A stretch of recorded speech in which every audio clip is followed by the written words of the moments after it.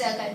आज हम बात करने वाले हैं हेरिडिटी एंड एवोल्यूशन चैप्टर के बारे में, जो कि क्लास 10th का बहुत ही इम्पोर्टेंट चैप्टर है। बहुत सारे बच्चों को ये चैप्टर डिफिकल्ट लगता है, बट ये इतना भी डिफिकल्ट नहीं है, क्योंकि हम 9th क्लास तक हमने ये चैप्टर पहले कभी नहीं किया होता। फर्स्ट टाइम हम ये चैप्टर 10th में पढ़ते हैं। जब मैं भी 10th में थी तो मुझे भी थोड़ा सा डिफिकल्ट लगता था ये चैप्टर, बट अगर आप कॉन्सेप्ट्स को क्लियर रखोगे तो इजीली आप ये चैप्टर को समझ के पढ़ सकते हो। ओके, तो हम ये चैप्टर स्टार्ट करने वाले हैं हेरिडिटी एंड एवोल्यूशन, जो कि जेनेटिक्स का चैप्टर है। ओके, जेनेटिक्स क्या होता है? Genetics is a study of DNA, gene, genetic variations and heredity.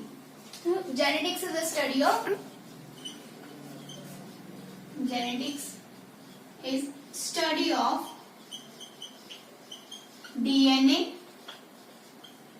genes, genetic variations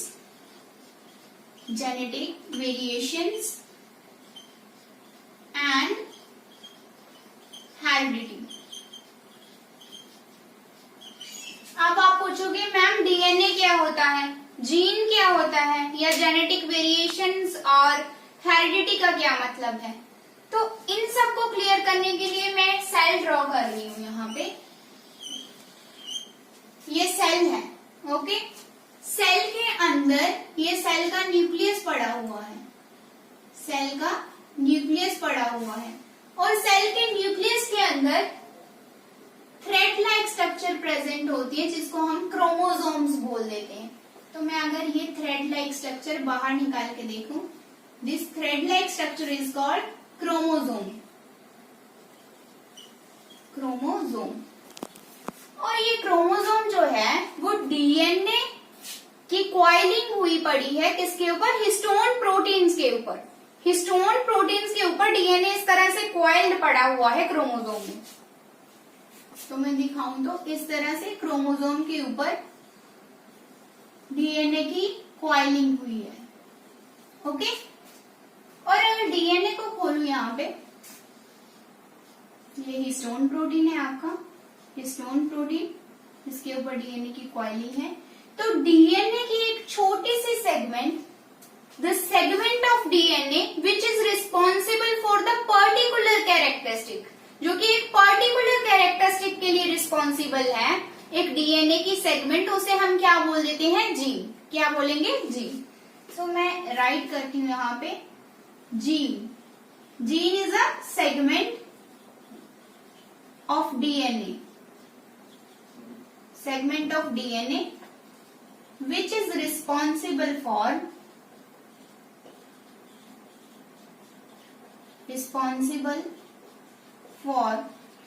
particular characteristic।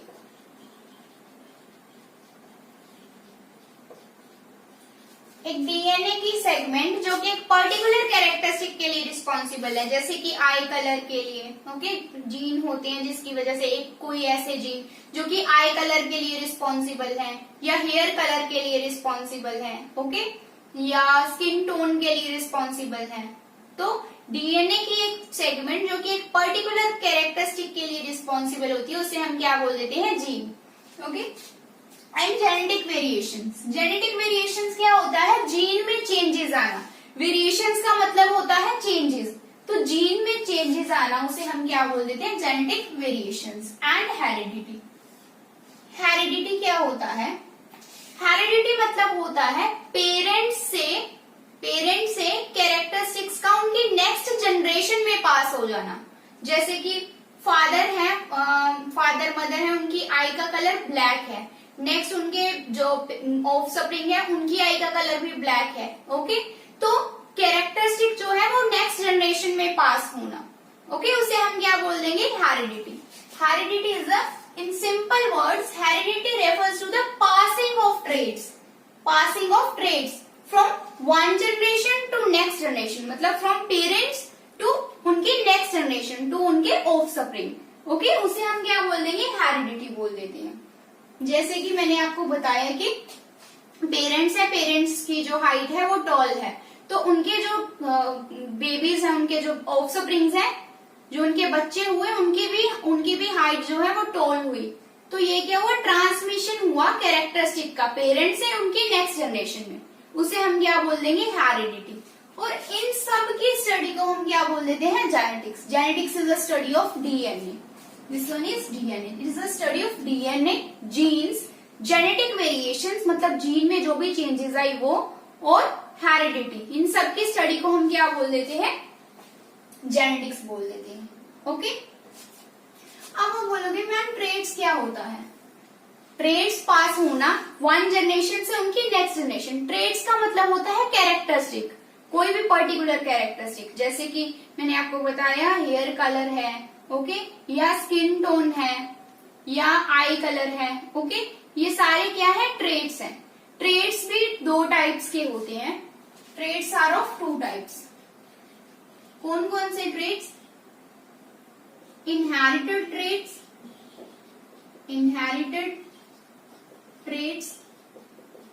and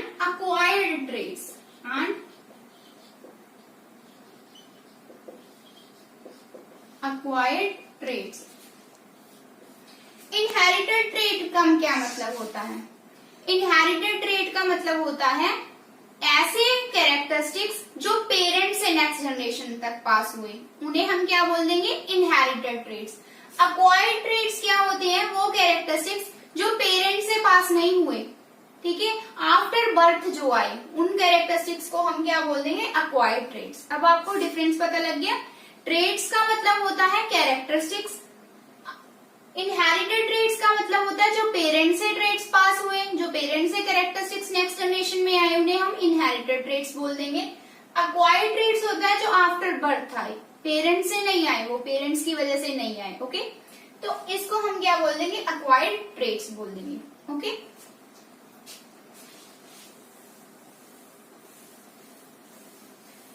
okay, जो वेरिएशंस है, वेरिएशंस का मतलब होता है चेंजेस।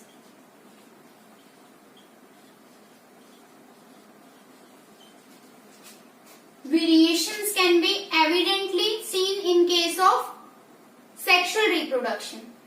जो वेरिएशंस हैं, हेरिडिटी है, हम उसको सेक्सुअल रिप्रोडक्शन में ज्यादा क्लियरली देख सकते हैं as compare to asexual reproduction. Asexual reproduction में,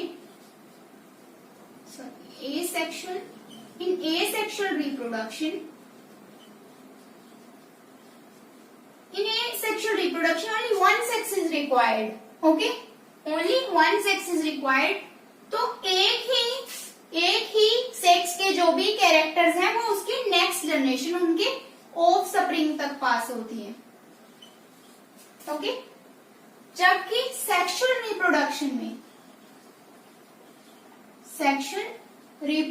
में two sexes are required, father and mother, okay. तो दोनों के जेनेटिक्स जो भी दोनों की जीन्स हैं, दोनों के जीन्स का मिक्सिंग होता है, तो इसमें वेरिएशन ज्यादा शो होंगी क्योंकि मिक्सिंग होती है, दो पेरेंट्स के जेनेटिक मटेरियल की मिक्सिंग होती है in case of sexual reproduction. तो वेरिएशन, ऑब्वियसली वेरिएशंस किसमें ज्यादा आएंगी, सेक्सुअल रिप्रोडक्शन में as compare to asexual reproduction, okay. So I can say that variations can be evidently seen in case of sexual reproduction, और heredity can be evidently seen in case of sexual reproduction as compared to asexual reproduction। क्यों? क्योंकि asexual reproduction में only one sex is required, जबकि sexual reproduction में two parents are required, two sexes are required, okay। तो दोनों का genetic material का mix होगा, तो ऑब्वियसली नेक्स्ट जनरेशन में मिक्सिंग हुई है, तो चेंजेस, वेरिएशंस ज्यादा आती हैं as compare to asexual reproduction के, ओके। तो इन सभी को स्टडी करने वाले ग्रीगर जोहन मेंडल, जिन्हें कि हम फादर ऑफ जेनेटिक्स बोल देते हैं, ओके, या फादर ऑफ इनहेरिटेंस बोल देते हैं, ग्रीगर जोहन मेंडल जिन्हें कि हम फादर ऑफ जेनेटिक्स बोल देते हैं। उस दौरान जब भी जीन्स वगैरह की स्टडी हुई, बहुत सारे क्वेश्चंस थे, जैसे कि अगर पेरेंट्स हैं, पेरेंट्स दोनों टॉल हैं, तो उनका जो बच्चा है, ऑफ स्प्रिंग है उनका, वो ड्वार्फ हुआ, वो कैसे हुआ, अगर दो पेरेंट्स हैं वो टॉल हैं, उनका जो बच्चा है वो ड्वार्फ कैसे हो गया?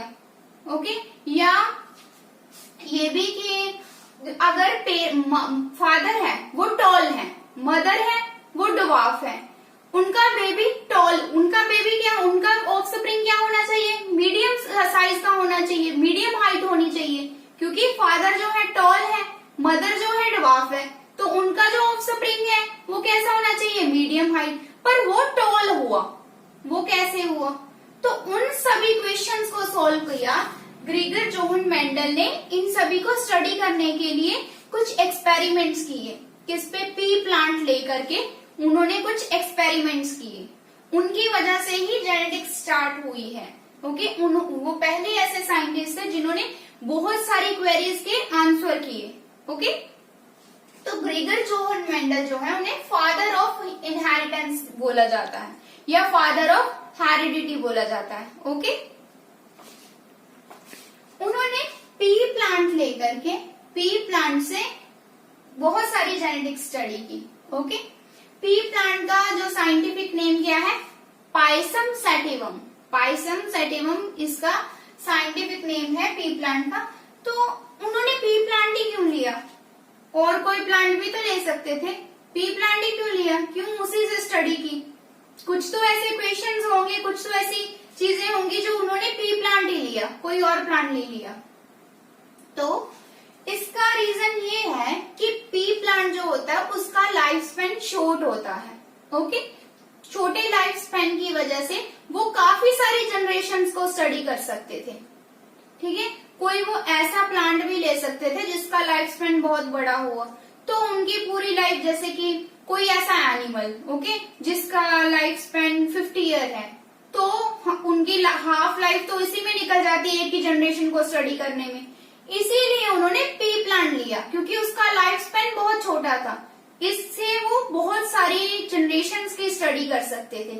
ओके, तो एक तो रीजन ये था कि इसका लाइफ स्पेन शॉर्ट होता है पी प्लांट का, तो वो बहुत सारी जनरेशंस को स्टडी कर सकते थे। नेक्स्ट, ये सीजनल नहीं होते।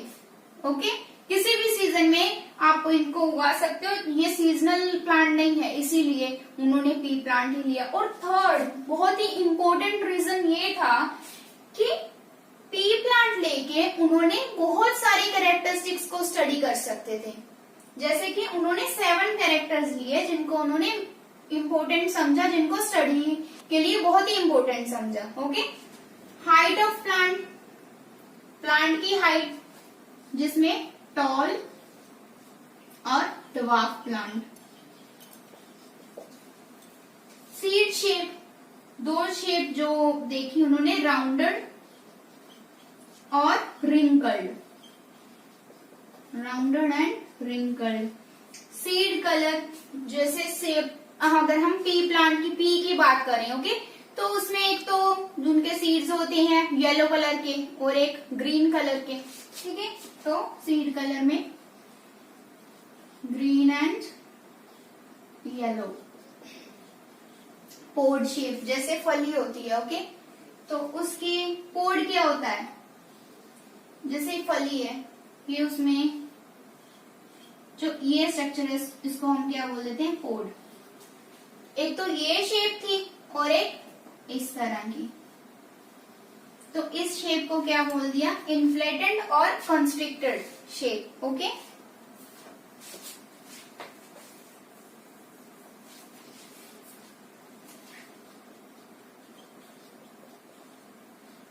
Inflated constricted.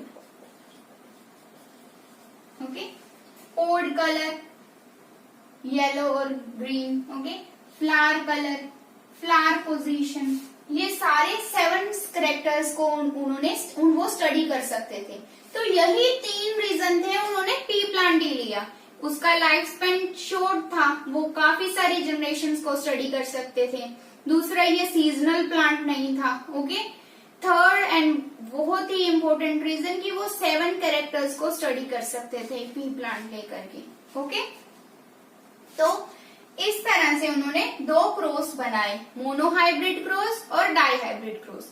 मोनोहाइब्रिड क्रॉस मतलब एक कैरेक्टरिस्टिक लेके उसके जीन्स को स्टडी करके क्रॉस बनाया उन्होंने। ओके, तो यहाँ पे मैंने ये क्रॉस ड्रॉ किया है। This is a mono hybrid cross.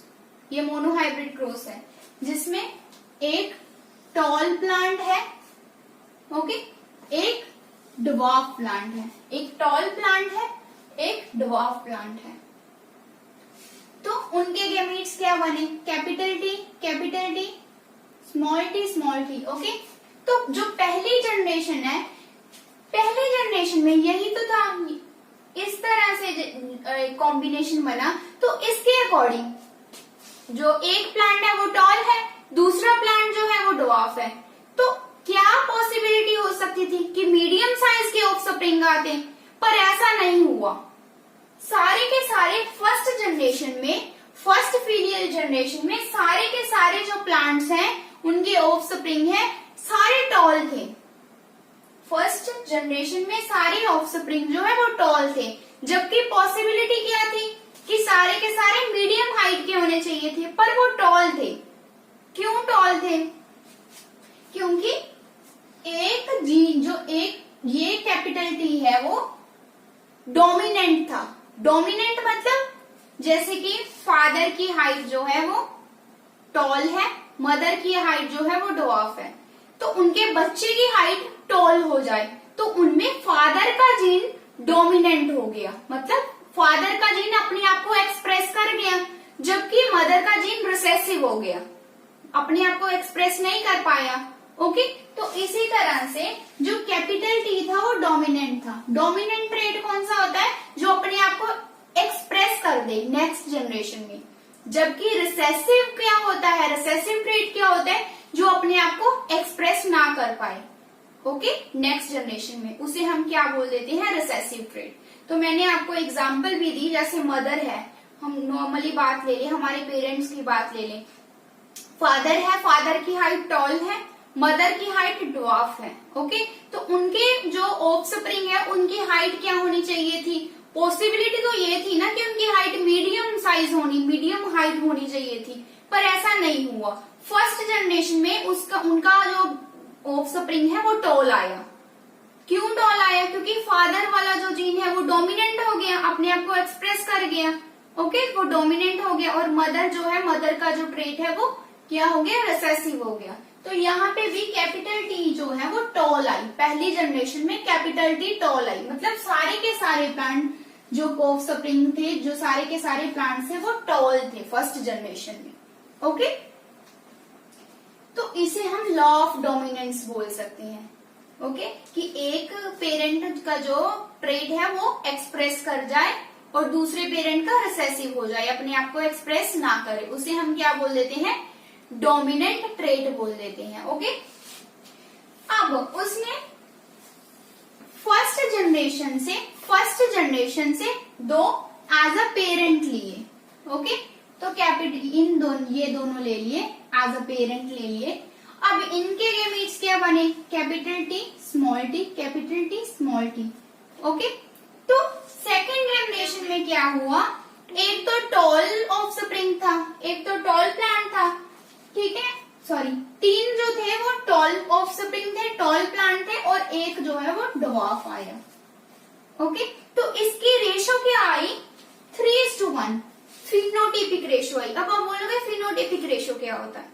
Phenotypic ratio मतलब जब हम दूर से देख के हमें ये पता चल जाए कि ये टॉल है। ओके, तो जीन को स्टडी ना करें, एक्सटर्नली हम देख के बता दें कि तीन जो है वो टॉल है, एक जो है वो ड्वार्फ है। तो इसी तरह से थर्ड जनरेशन में क्या आया? तीन जो थे वो टॉल थे और एक जो था वो ड्वार्फ था। तो रेशो क्या आई? 3:1 रेशो। फिनोटिपिक रेशो क्या आई? 3:1।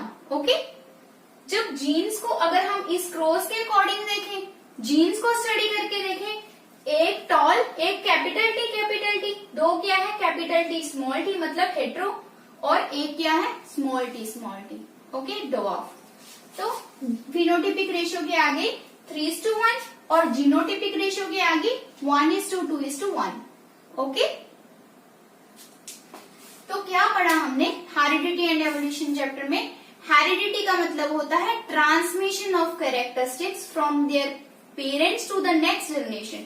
पेरेंट्स से नेक्स्ट जनरेशन तक ट्रांसमिशन होना उनके कैरेक्टरिस्टिक्स की, उसको हम हेरिडिटी बोल देंगे। ये जेनेटिक्स का चैप्टर है। जेनेटिक्स मतलब study of DNA, genes, genetic variations and heredity, इन सभी को स्टडी करना, उसे हम क्या बोल देते हैं, जेनेटिक्स बोल देते हैं। ओके, तो नेक्स्ट फादर ऑफ जेनेटिक्स कौन थे, ग्रीगर जोहन मेंडल। उन्होंने पी प्लांट लेके उसको स्टडी किया। पी प्लांट इसलिए लिया क्योंकि इसका शॉर्ट लाइफ स्पैन था। ओके, नेक्स्ट ये सीजनल नहीं था ये प्लांट, और थर्ड रीजन उन्होंने 7 कैरेक्टर्स को स्टडी किया था इसे। ओके, तो इससे उन्होंने मोनोहाइब्रिड और डाईहाइब्रिड क्रॉस ड्रॉ किया। तो एक टॉल प्लांट है और एक ड्वार्फ प्लांट है। ठीक है, तो फर्स्ट जनरेशन में सारे के सारे जो प्लांट थे वो क्या आए, टॉल आए, जबकि पॉसिबिलिटी ये होनी चाहिए थी कि सारे मीडियम हाइट के होने चाहिए, बट सारे के सारे टॉल थे फर्स्ट फीलियल जनरेशन में। तो उसका रीजन ये था कि एक अपने आप को एक्सप्रेस कर गया, दूसरा रिसेसिव हो गया, अपने आप को एक्सप्रेस नहीं कर पाया, इसी वजह से सारे के सारे टॉल आ गए।